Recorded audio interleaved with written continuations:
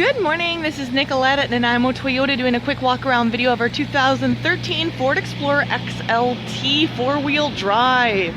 Just want to give you a quick walk around to showcase condition and features of the vehicle to make sure there's no surprises before you come by if you're coming from out of town. Alright, so did a quick walk around there. Now let's take a closer look up at her. So, taking a look at the hood here, you'll see that the hood is in surprisingly good condition, especially considering it does have almost 150,000 kilometers on it. No major chips, tiny little dots, like teeny tiny itty bitty white dots here. Let's see there. Tiny, teeny tiny itty bitty ones, like I can barely see them and I'm looking pretty hard. I'm pretty picky about these things. The smallest little dot right there. So you can see that there's not a lot of imperfections here. There is some scraping on the bumper on the front here. A little bit more noticeable than the ones on the hood there.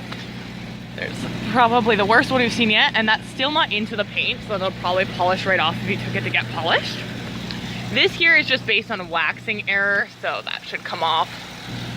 Coming down here, again, right at the corner panel, you've got a little bit of scratching, but again, nothing major. All of it's superficial, nothing's into the paint. Got fog lights on this model. I'm a bit of a stickler for those, so to me that's a huge selling feature. Tires and wheels are doing good. Let's take a look. Oh, there's another little scratch there. A couple scratches down the side here. I'm just gonna try and go pretty quick because the rain is starting to come down really good. Another mark here, a little one here. And of course there are, like I said, there are some scratches down the whole side of the body, just like little teeny itty bitty ones. And then you will find that, like I said, most of them should polish out. The plastic part here looks kind of gross because of the rain and there's some dirt on the vehicle, so that'll all clean off right as we pressure wash it. Little mark here, a couple scrapes. Here, let's see if we can get the water out of the way. There's a couple scratches here. It's almost like the ring marks that you get behind door handles. This bumper sill, I don't know how well you can see it, but it is definitely pretty scratched up. Again though, nothing is into the paint. And then you got a couple marks on the bumper sill. Bumper sill and front grille tend to be some of your worst places for scratches. Bumper sill based on the fact that you've got people going in and out of the vehicle at all times. Dogs, luggage, that kind of thing. So since we're back here, I'm just gonna take a quick look at the interior here. So you can see that these flap fold nicely when you put the seat down. Got one seat up here for you, so you've got a ton of space down below. And they flap fold into the floor. So it's really awesome, you've got a lot of versatility there.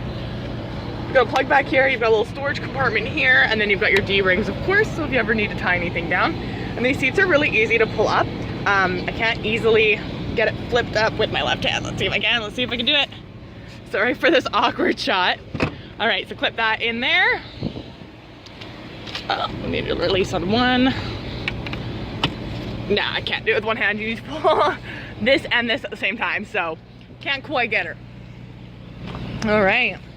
And then the actual door itself is doing pretty good, a couple scratches, but nothing major. I haven't found any scratches that don't look like they can polish out.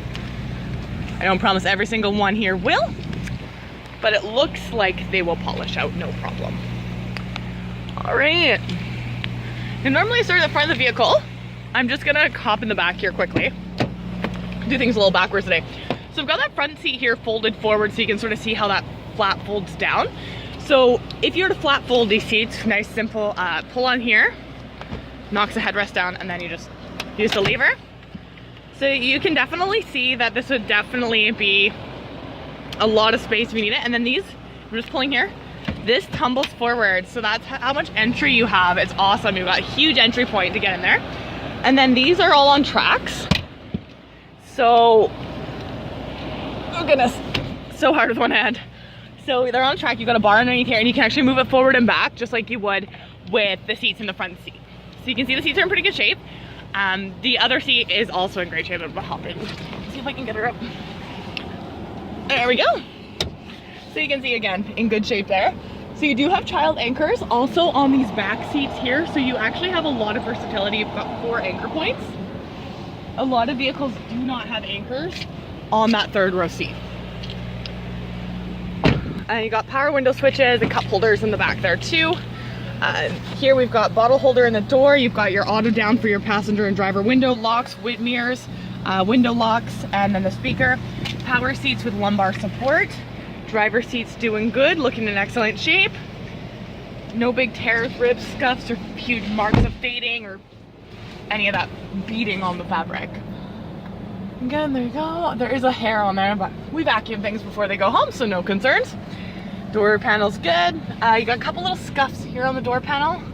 You can see those 2 little marks. And then over here we have our glove box. It's got 2 levels and then your manual. Best part is it's a locking glove box. Here, up here, you can see that actually says sliding visor. So this visor slides so that no matter where the sun is, you're not gonna be blinded while driving or passengering. Both the driver and the passenger side do that. You've got a sunglass holder up here. Your mirror, obviously.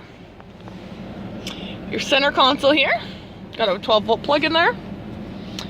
And then this is your multi-terrain select, including your downhill assist. Oh, sorry, it's a little blurry there. There we go. Your drive modes, you've got a manual option. You've got gearing up and down on the side of the shift stick here, which is a little weird to get used to, but can be very handy in situations like the snow. 2 cup holders, and then down here we've got a little compartment. So you've got VGA cables, SD slot, 2 USB ports, 12-volt plug, and plenty of room to keep your electronics. So you can put your phone down there to charge or be running it on Bluetooth and have it charging while you're driving. You've got dual zone climate control. You've got your volume and fan speeds. You've got front defrost, rear defrost, auto, as well as your 2 AC options, tuner, and your seat options. On the touch screen specifically, that's actually how we've accessed the heated seats. And this seat is super warm. I'm very much enjoying it. You've got power for your entertainment. You can add a phone. You've got a compass. And then if you go up into the information, let's see here.